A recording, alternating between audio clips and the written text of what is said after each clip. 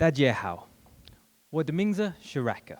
Wo shi ingoren, dancho wo de baba, mama, chusheng, zai feijo.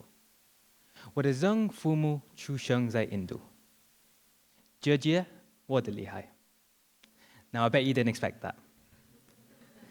I did not say that to impress you, but rather to impress upon you the importance of a quote from Nelson Mandela. If you can speak to a man in a language he understands, you speak to his head. If you speak to a man in his language, you speak to his heart. My name is Rahkesh Thakkar, and I'm a British East African Indian, which is surprisingly quite common in this part of the world. Language is a form of communication, but understanding culture, that's the key to discovering your potential. I was born in Leicester, a small city on the outskirts, well, in the heart of England. And we're famous for three things: the Leicester Tigers, my school car park where the Lost King was found, and of course, a great curry. I'm culturally Indian. Two big clues. I often travel in an entourage of my extended family, and this, it's not spray on tan. My dad is from East Africa, and when I was young, we traveled to his homeland of Kenya. It was 1972 when he left, but for some reason, the way he spoke about Africa, I felt at home. And there's a point of realization for all East African Indians. Our language, Gujarati, has evolved to include about 80% Gujarati, 10% Swahili, and 10% English. And I was on this family holiday, and my grandma told me, do not eat with the security guards. But when one day I saw they were eating ugali, my favorite Kenyan dish, a smile came across my face, and I couldn't resist. I sat around a stove with my new friends, and they served me a dish of flour, butter, and water stirred together in a thick porridge. And I was listening to my new friend speak when I started to realize that I could understand the odd word. It confused me. I ate as quickly as I could, and I ran straight to my brother and my dad. And I said to them, I can't believe it. They're Africans. They can speak Gujarati. They had a confused look across their face. And it was then I realized that communicating across cultures always has two sides. As a young Indian boy, there's a great emphasis on education. My parents had dreams of me becoming a doctor or a dentist. But it was clear to me I wanted to break the mold. I wanted to be a vet. But it wasn't school starting for me after the summer holidays that got me excited. It was that moment in time. We've all been there, we get to lunch, and there's that high school musical moment. You look around at the different tables, the different friend circles, the distinct groups of people with their own identities. And it's your turn to pick. From the sports teams to the chess club, where do you see yourself this term and this year? Where will you enjoy it the most? The question arises, where do you have the most common, shared experiences? For me, I always found this a little hard. I had less in common with the different people in the different tables due to there being limited Indian friends with similar cultural roots. But my mum had a trick up her sleeve. Every year we celebrated Diwali, which is our Christmas. And she would come to school with trays of sweets for the whole of the school. And she would stand up in front of assembly and explain the festival of light. She managed to bridge the cultural gap with a smile and some sweets. I moved around many schools when I was young, and in my new school, I had my first sports session. And this was with my brothers and eventually my rugby coach, Mr. Thakkar, who surprisingly shared the same surname as me with a different spelling.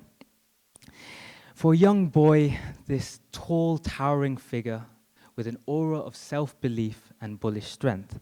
And this random connection of my name was the beginning of me playing sports. Rugby is full of passion, drive, and courage. The ability to physically get knocked down and get back up. There's some moments in my life that I'll always remember. For me, one of those was on the 22nd of November, 2003. I was 13 years old, and I stayed up really late with my teammates to watch a moment that changed the direction of my life. The whole country was united in one moment to watch Johnny Wilkinson's winning drop goal. He won England a World Cup in that moment, and that was the time I decided that rugby was my sport. There were 7 Leicester Tigers players in that team that day, including the England and Tigers captain, Martin Johnson. And as you can see, he was on top of the world. I was given a new drive, a will to succeed, a new passion for the sport. Eventually, I took that to my training, and I played for 3 successful teams, all inspired by that one day. It was more important to me, though, that I was part of a community with shared common values. And it was a great time that I had with my friends, working towards the common goal of winning. At the age of 15, I became the first Indian to represent Leicestershire. And if you can believe it, due to my ferocity on the pitch, I was nicknamed the Hindustan Tiger. In 2008, I arrived here to Birmingham and attended Aston University.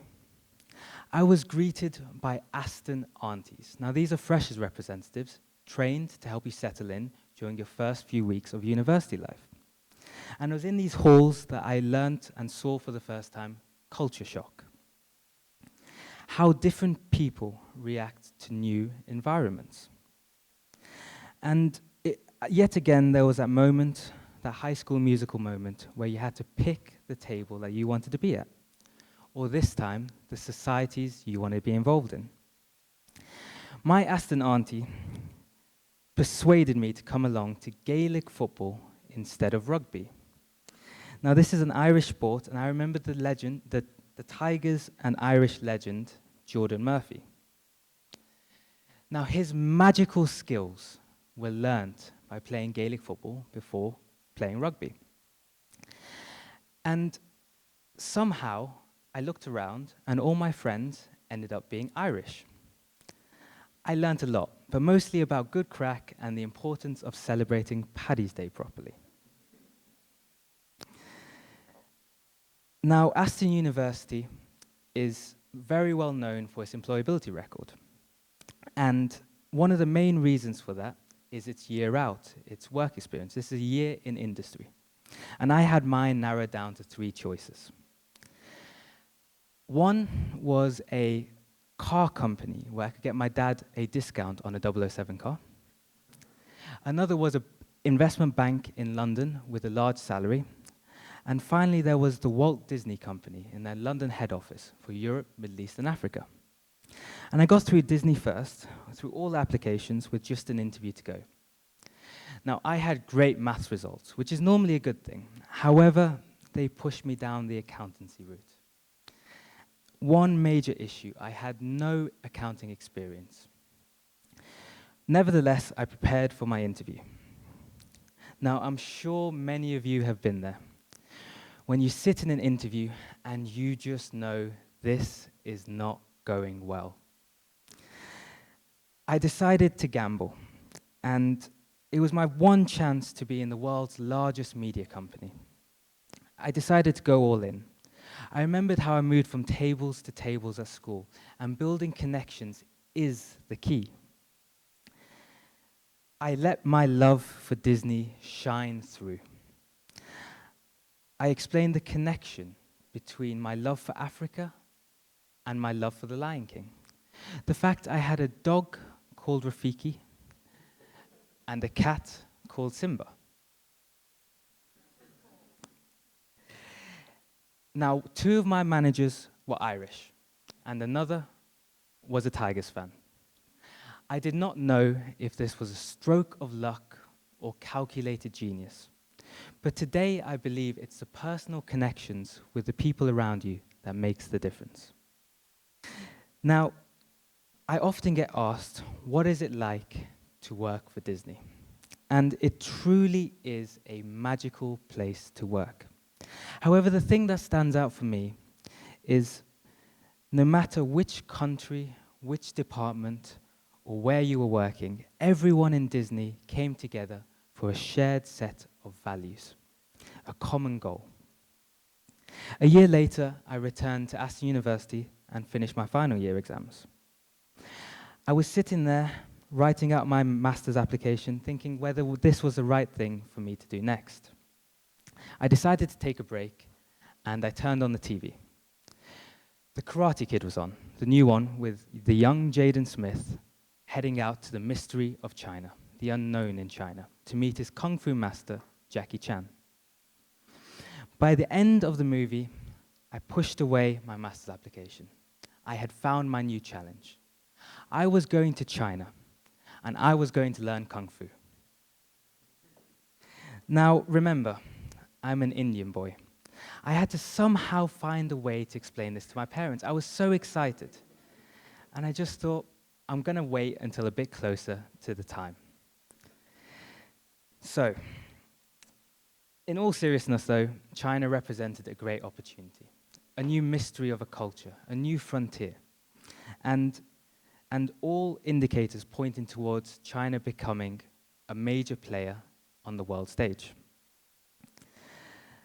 I prepared for my journey the best way I knew how. I watched movies. I learned a lot from Mulan, but it was Mulan 2 that really delved deeper. And for a well-rounded bit of research, Kung Fu Panda.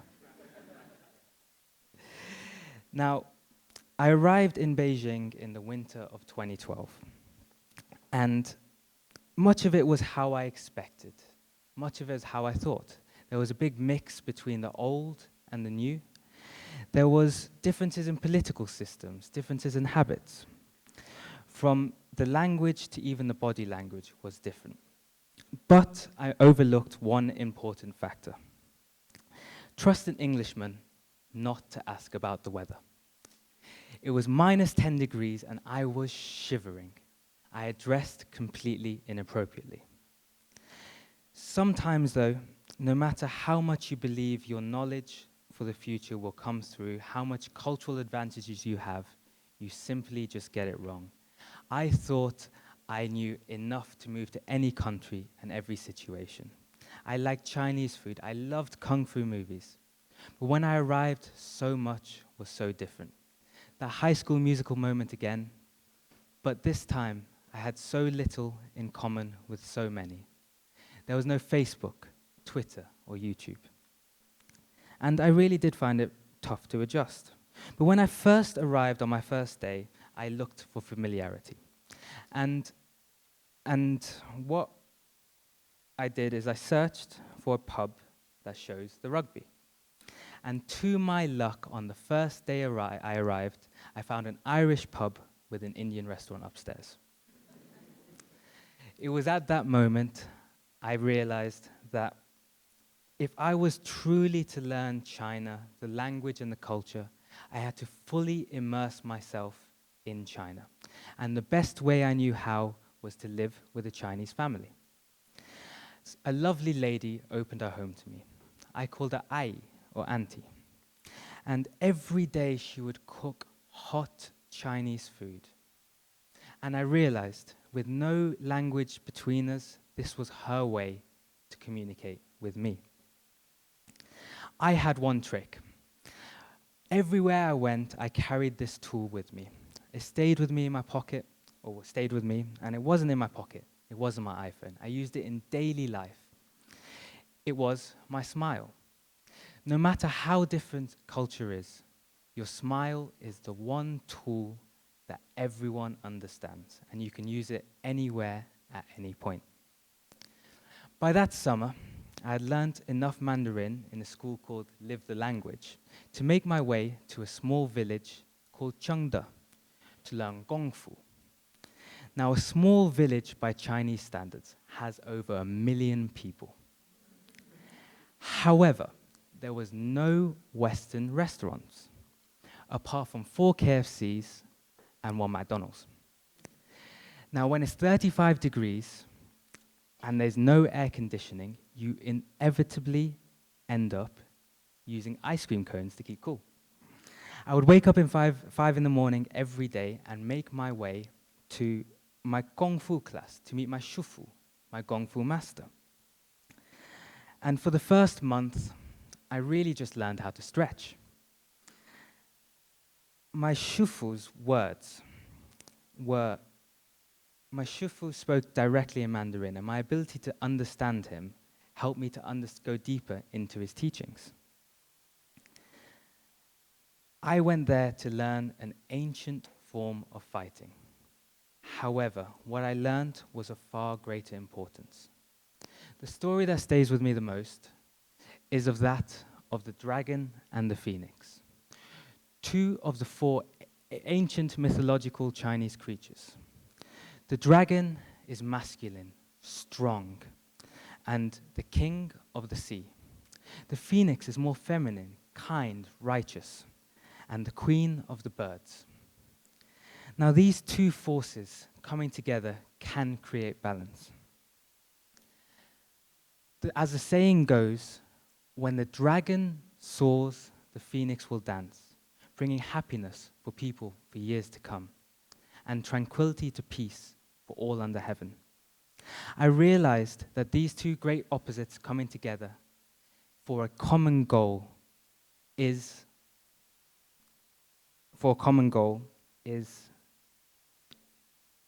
the story, and there is balance between them. And it's on these principles I've built my business today. We must not only create shared new experiences, but also create a common goal. We have laid the foundations to create an inclusive, progressive community where we ask about different cultures and start to learn more about each other. As an Aston auntie, I help people settle into this country.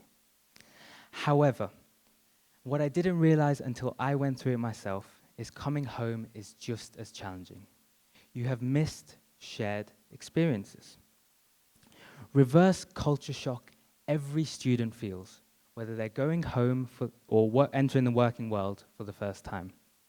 And it's here that they need our guidance the most. Throughout my journey, from rugby to Disney, from Africa to China, I truly believe understanding culture is the key to unlocking your potential. 感谢。